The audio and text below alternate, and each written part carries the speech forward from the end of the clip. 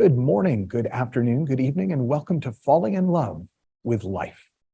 And since this is the first in what I'm hoping is going to be a series of falling in love with videos, I wanted to take time in this one to really explore the fundamental assumptions underlying it and also the fundamental obstacles, why it is that we don't just naturally live in love with everything that happens. So the first assumption behind the Falling in Love with series is that love itself is the nature of the universe. We are made of love. Now, I'm going to guess you hear that in one of a few different ways. You might hear that as almost sickly, new agey sweet. Like, oh, love is the nature of the universe. Yeah, lovely. And if that's you, I get it. But what I want you to consider is the possibility that love is the nature of the universe, no matter what that sounds like. And by love, I don't mean something that's kind of sickly sweet, something saccharine, something artificial. I mean that at the heart of the universe is a good feeling. What it is to be alive is a nice feeling. In a lot of Eastern traditions, there's a Zen koan, which is, what is the sound of the universe? In some forms, Buddhism, the word Om is considered to be the sound of the universe. And people chant that sound to create a resonance with the universe itself.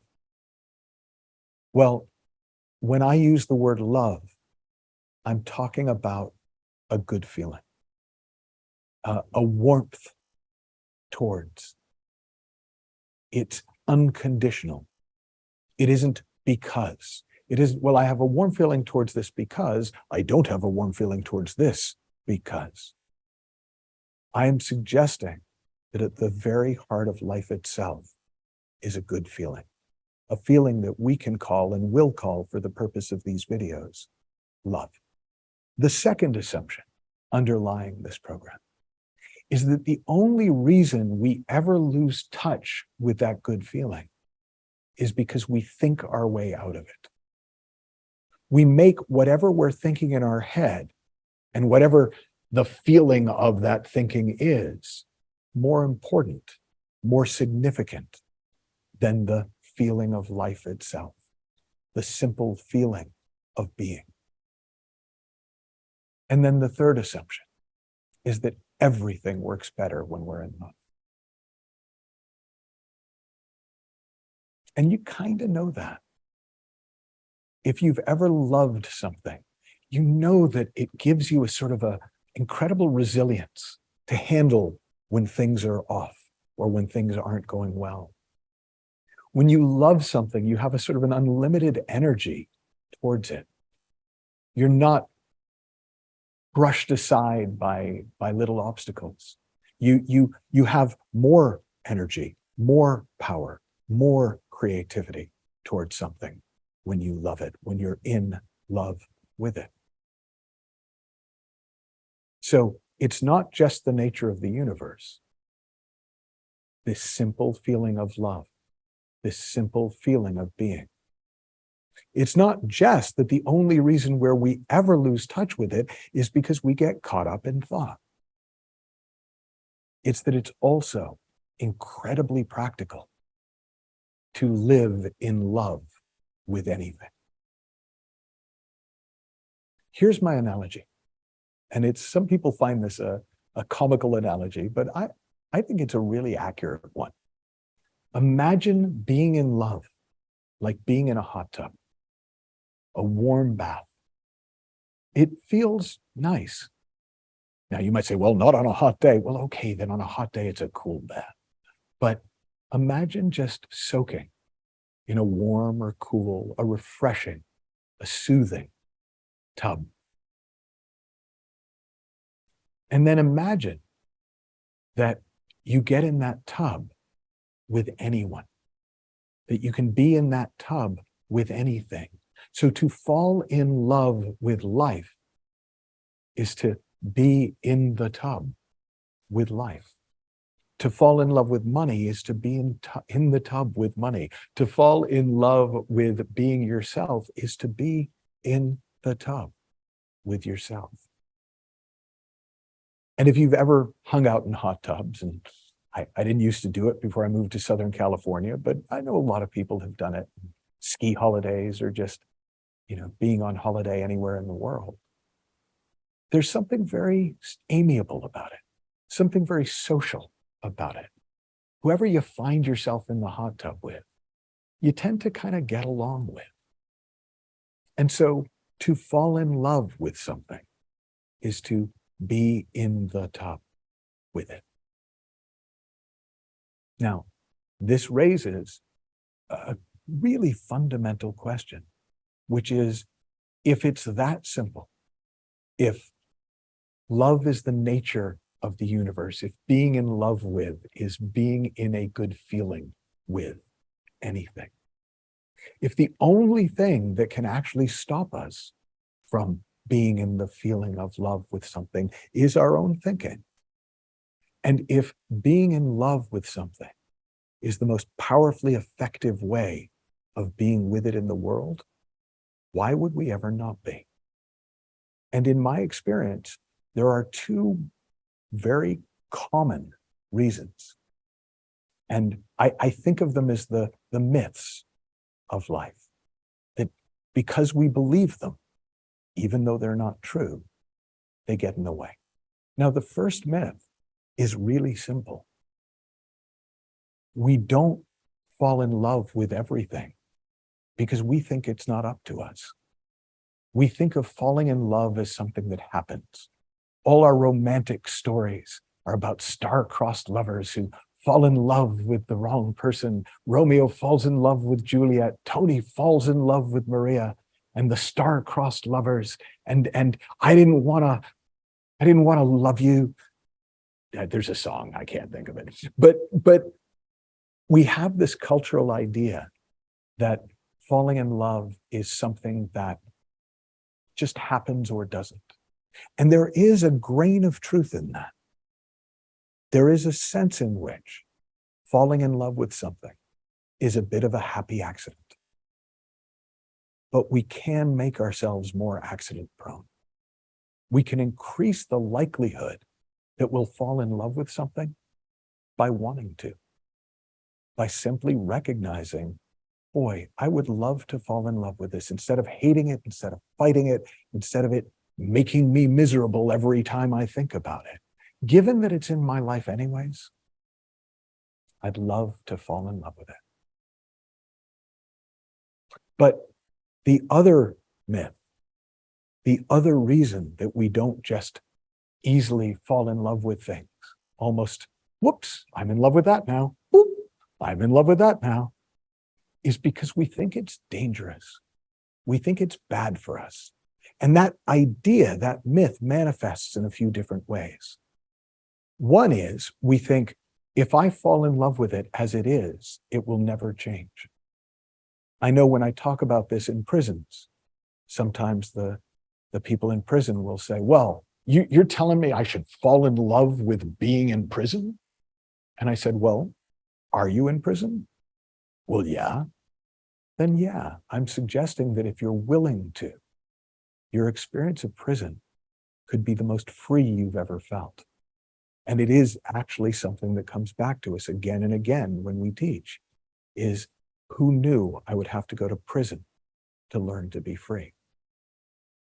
But we fear that, I have to hate it in order for it to change.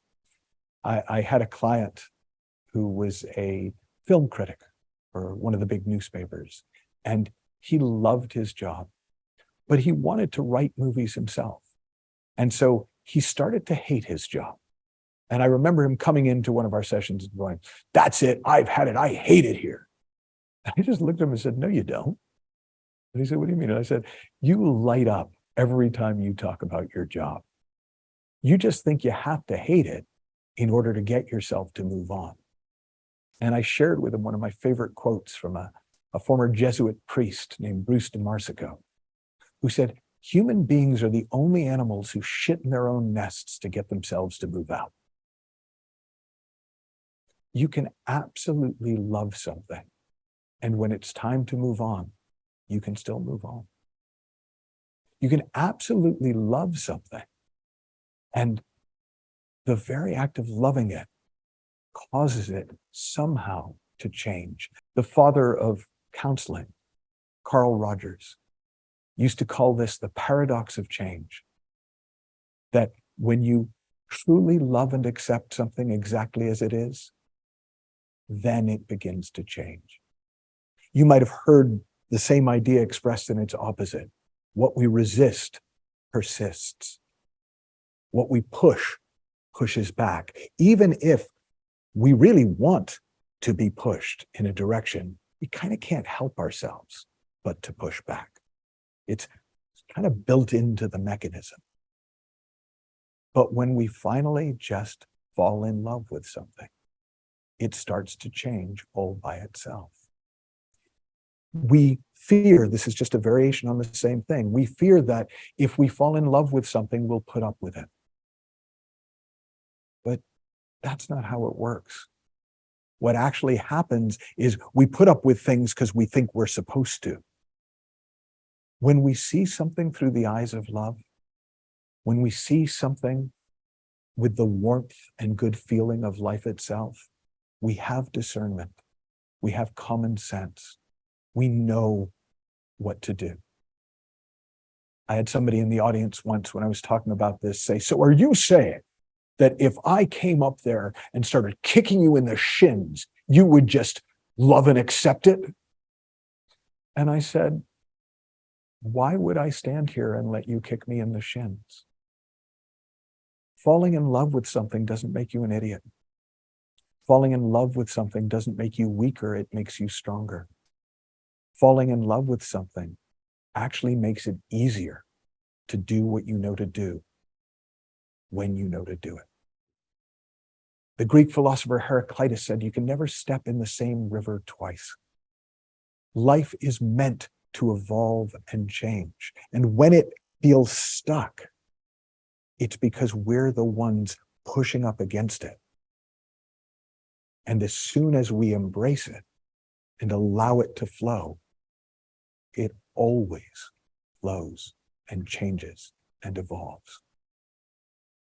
So, there's really just a simple experiment at the heart of this video.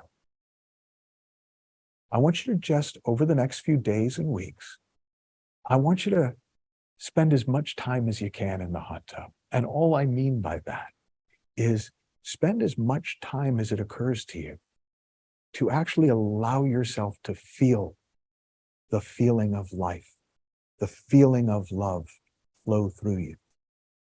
If you're wondering, well, how do I do that? Well, it's a funny thing because it's sort of like, well, how do I have a nose? You have a nose, but you may not notice it. So in a way, what I'm asking you to do is just see if you can notice what is already always present. But if you need to jumpstart it, if you're feeling disconnected, you really can just think about something you love, someone that you love, something that loves you, someone that loves you, and you will start to feel a bit of that feeling of love, the sensation of love, the energy of love. And then you can let go of the thought and stay with the feeling. And then as you get more and more familiar with the feeling and more sensitive to when you think your way out of it, then you can just start trying to bring bits of life into it. For the purposes of this experiment, I'm not even saying your life. I'm not saying you've got to fall in love with your person that you don't like or that you've got to fall in love with your thing.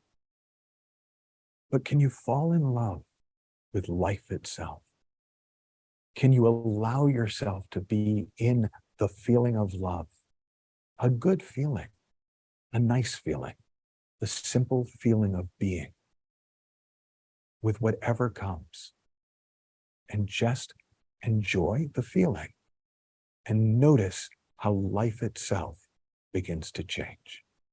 And then when you've played with this a bit, I encourage you to come back and watch the video again and see what else you see. Hear what you hear fresh and repeat as needed. Have fun, learn heaps, happy exploring, and I'll talk with you soon.